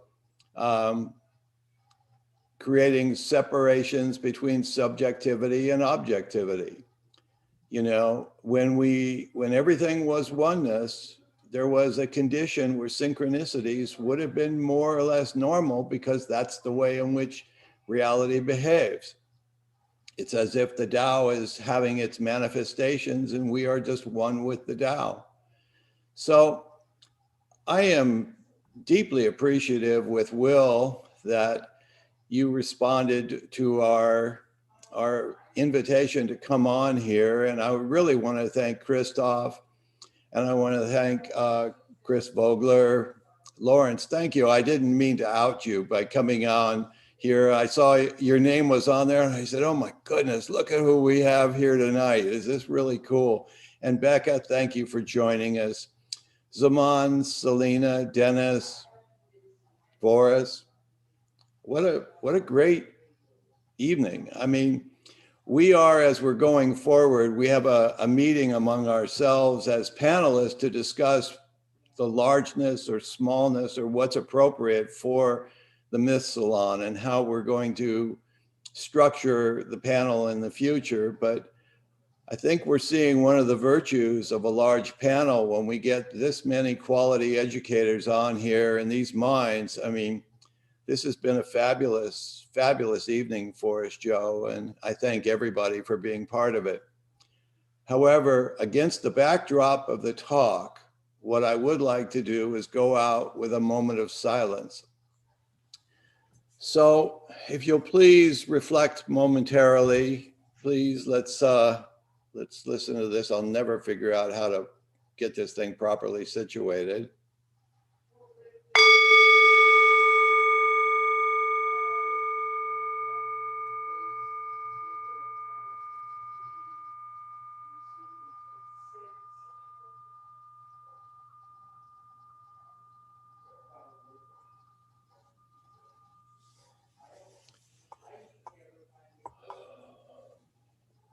Thank you. Thank you, everyone. Thank you for attending another Myth Salon, for making this such a viable part of our community at Pacifica and otherwise. I love everyone. Thank you so much. And Joe, Lawrence, Christoph, Chris Vogler, everybody, all my friends and loyalists as panelists, I could do this forever. Thank you very much. Thank you all. Thank you, Joe. What a rich evening with all of you. I just gained so much from it. Yeah. Thank you all for your Yes. contributions. Just beautiful. Thanks. Gives me a wonderful sense of something marvelous to play with. This is something I just have that feeling. This is a source of play, and I think Jung found that late in his life that these are things to play with. Yeah, and you all contributed to making the field active and alive. So thank you all. Thank you. Thank you. I hope you'll all pay a visit to the Jung Institute tomorrow night. Oh, nice. Yeah. That's great. All right, I'm going to sign off. AJ, I will, I'll send you the